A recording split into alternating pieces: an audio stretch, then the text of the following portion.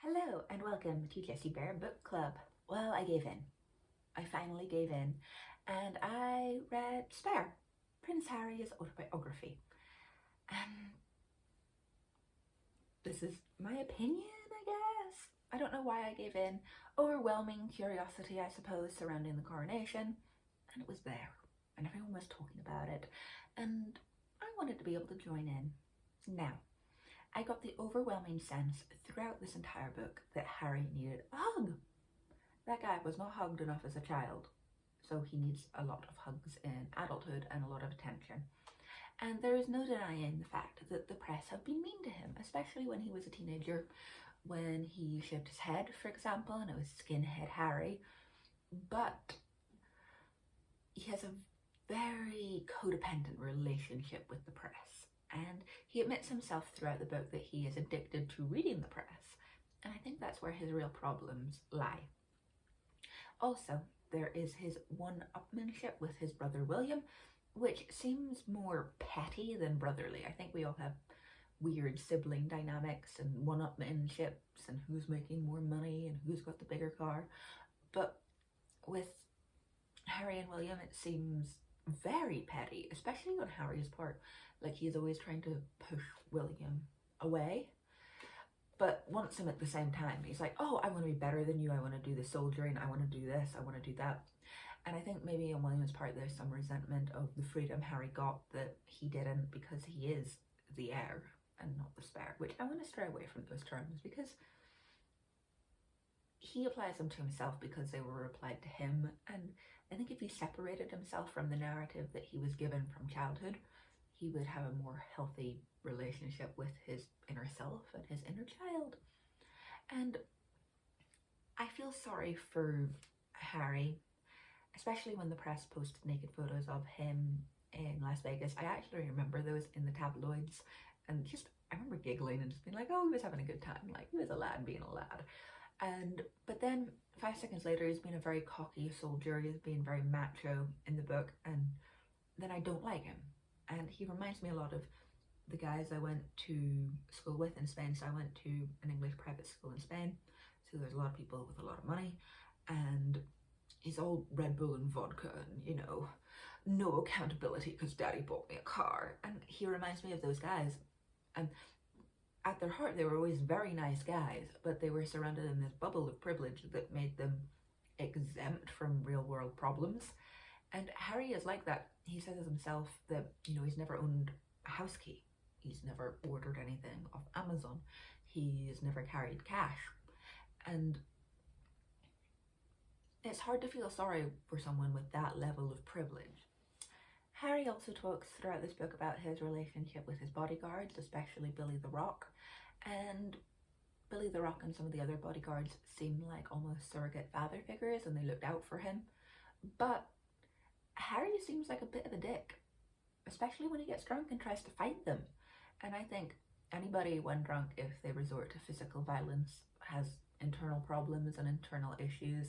But if you're fighting people who are there to look after you, people who are getting paid and can't hit you back, like, what is actually wrong with you?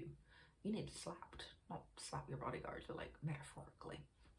And also throughout the book, Harry continues to insult people who read the British press, and he's like, oh, the masses just taking in and regurgitating everything the Sun and the Daily Mirror and the Express tell them. And you don't realize, Harry, these are the same people who are reading your book, so you're insulting your core audience throughout this book. He does it repeatedly, and it's so annoying. You're like, okay, like, I didn't believe half the things that were written in the press, but the fact that you're insulting me by saying that I did and that I can't take something with a grain of salt made me like him even less. I mean, he's obviously a very hurt individual, but he's also really rude. Also, I see I've got my little notebook from before. I know this isn't quite as nice a setting as where I was in my last video, but it will do. He's also completely obsessed with the way the British press see him, and I don't know why. He's completely obsessed with self-perception, and I think as he slowly moved down the line of importance in the succession, I think it affected him more than he wanted to say. And he obviously loves his nieces and nephews, but I think as he slid into irrelevance, he became more preoccupied with how the press seen him than less. You know, he could have continued behind the scenes doing good works, doing his charitable endeavors, and eventually the press would have gone away for him. You know, I'm going to leave Meghan out of this. She's a whole different kettle of fish. So I'm just talking about Harry, but if Harry had bowed out gracefully like Prince Edward, perhaps there'd be a different scenario. Perhaps, you know, the heat from the press would have died down and he could have continued in a relatively normal life. And I do feel sorry for him when he suffered from PTSD, and he talks about like running around Waitrose in like the middle of the night wearing a disguise, which was quite funny. But at the same time, it's like, could you not have ordered food online like the rest of the world do? You know, just saying, like, being a bit dramatic there. I'm pretty sure you could arrange for home deliveries. And I also feel like he's definitely been infantilized. I mean, living with his parents until he's 28. Like living with his dad until he was 28. And yes, he went to war and he lived with William for a bit. And he was in boarding school, blah, blah, blah. But there's definitely an infantilization which is leaked into adulthood. And I think he also has a severe reliance on drugs. Even though he states in this book, I am not a drug addict. My therapist says I'm not a drug addict. I think you got a problem. You know, especially when you're inhaling a whole tank of laughing gas while your wife's in labor. You got a bit of a problem. He seems like a lot of people I know, you know? Like, I can definitely see, like, the split family, like, hurt child that doesn't know how to cope with his own emotions, so he numbs himself with drugs. But it's not good. It's not a healthy look when you're nearly 40, you know? It's not an attractive look. Harry's suffering from PTSD and anxiety is real. And it's a horrible thing, and a lot of people go through PTSD for different reasons, not just military reasons, but anxiety as well can be really crippling. And I get not wanting to take medicine for it, you know, because there's obviously something else going on which is causing this anxiety, and unless you tackle that problem head on, it's just going to continue, and all you're doing is taking medicine to numb this continuing feeling inside you. So that I completely get. But on the same page, you know, he doesn't have the anxieties that real world people have. He's never had to pay rent. He's never had to worry about student loans. He's never, you know, there's a lot of stuff, and it makes it very hard to feel sorry for someone who is getting his dad to deliver meals from his private chef in the freezer. And yeah, he lived in a lab's pad. You know, he lived in like the Badger hut and was smoking weed out a window and was extremely angry at his neighbors for parking in his mother's spot. That's all stuff that in a way is relatable if you live in the same house and you're like, oh, that, like, somebody's parked in my driveway. But it's not relatable because he doesn't have the problems other people have, you know, being close to the family butler, which is good, or going to massive, you know, family parties and shooting nights, and, you know, lots of us don't have that privilege. So that was annoying. Okay, referring back to my book, my notes. Harry describing himself as being addicted to the press I found problematic, because if you're self-aware enough to know that you're addicted to something, if you remove it from the situation, you remove its power from you, especially if it's not an actually addictive substance. So if you stop reading the press, if you stop acknowledging the press, do you not in a way take away its power over you? But your continual reading of it and feeding into the beast, like, don't feed the trolls. You're feeding the trolls, Harry. Like, it's just going to get worse. You know, the more you give them, the worse it gets. But one point that I thought was so interesting is the backlash he got from his friends and family after doing the Oprah interview. And he seemed quite shocked by the backlash he got. And that just showed me that he lives in a complete bubble. And he doesn't understand the way the rest of the world see him. You know, I think if Jeremy Kyle was still around, he'd probably try and go on that. What else have we got? Also, I'm glad he's in therapy. He obviously needs therapy. And he is fully aware of his own infantilization, but does that not make it worse that if you are aware of your problem, that you continue acting on the problem? You know, you continue behaving in the same manner. You continue to be infantilized by yourself at this point, you know, because you've removed yourself from your family. They can no longer infantilize you. So you are infantilizing yourself within your own family dynamic. Also, I want to talk about the fact that he thought Diana was alive until he was in his mid-20s. I found that very problematic. Very problematic, and I know I shouldn't, because like everyone deals with grief in their own way, but the fact he actually thought she was alive and coming back screams to me of like delusion, and not just like minor delusion, like a kid has an imaginary friend, but like major delusion. And I think that bleeds into later in life when he starts talking about going to a medium. And I believe all mediums are charlatans, right? Completely. Like mediums are not real. You cannot talk to the dead. They're dead. And he is prepared to lie to himself mentally, like prepared to tell himself lies that he knows categorically are untrue.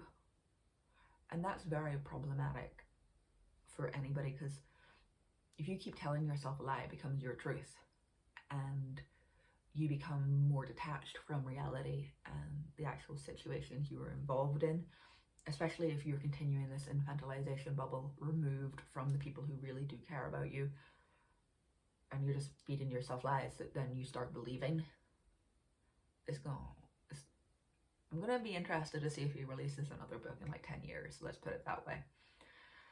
And all the hallucinogenics he's taking, I mean, I've never understood why anyone wants to take hallucinogenics anyway. I don't see why people want to see stuff that isn't there, but that's me. I don't get it. I've heard too many horror stories from people about like bad trips to ever want to do anything like that. I've got written down here that he obviously loves Megan. Like, that is very obvious in this book, and good for him. Everyone needs love, and he obviously needed her love, and I'm not here to shit on that. I mean, if they're happy together, they're happy together. I think she's really beautiful. She is.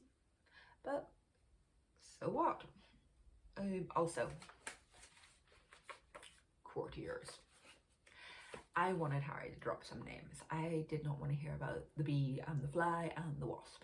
I wanted to hear names of courtiers that I could look up, but instead he's using all these like anagrams and like badgers and Mr. R, and I know why he's doing it. He doesn't want to get sued, because that's like, he's learned everything about suing people because that's all he's doing now.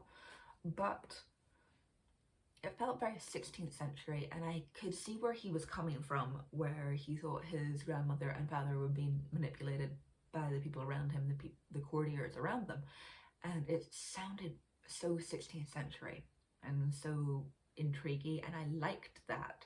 And he felt like the courtiers had an agenda to push him out, to push him down, to get negative press on him, to up the profile of his father and Camilla.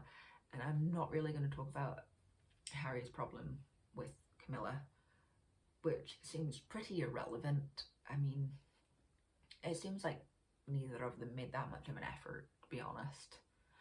And that's fine. You know, it's fine. Like, lots of people have step parents that, you know, haven't made much effort with them, and they haven't made much effort back, and that's fine. But you have to give some to get some, Harry, you know? My opinion. And then the bit where he was saying that he was being mauled over in the British press to take away from the fact that Camilla's son was like gadding about London. I doubt that's the fact, because nobody really cared about Camilla's son anyway. I mean, he's on MasterChef sometimes as a food critic. I mean, who is he? Nobody cares. And it's a weird one. It's definitely a weird one. Like, the whole situation is weird. And I do feel that they needed private security because they were getting a lot of hate, and it wasn't right of the palace to pull their security. But it's not as dramatic as it's made out to be in the Netflix documentary.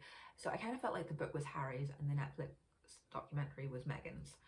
And the Netflix documentary is so over dramatized and so American compared to the book. The book is, you know, Harry had a long time to actually, I mean, I think he had 3 weeks to get security in place, which he could have done. But then again, he's been infantilized and has no idea how to hire anybody, apparently. But Meghan does. But we're not going into that we're not getting into that. But it's a good book. I would honestly recommend it. I give it 7 out of 10. It's interesting if you're interested in the royal family, which I am to an extent. I'm not going to be watching the coronation like all day tomorrow, but I am going to make coronation chicken and coronation quiche, and I'll probably have it on in the background, maybe on the radio. And you know, I like looking at the pretty outfits, and I'm kind of excited to see all the flower crowns that everyone's wearing. When I first got told that they were going to be wearing flower crowns, I was a bit like, I wanted to see all the tiaras. But now, after like a minute, I was like, that's actually a good idea. I like that. Even though it's very Carol Baskin, but I think we're all over Tiger King. But anyway, I hope you enjoyed this review of Spare. I am going to leave a link below to Lady in Waiting, which is the autobiography of Princess Margaret's best friend, which was really good as well. And remember to like, comment, and subscribe. You can follow me on Instagram at Lady Jessica Riddell. Until next time.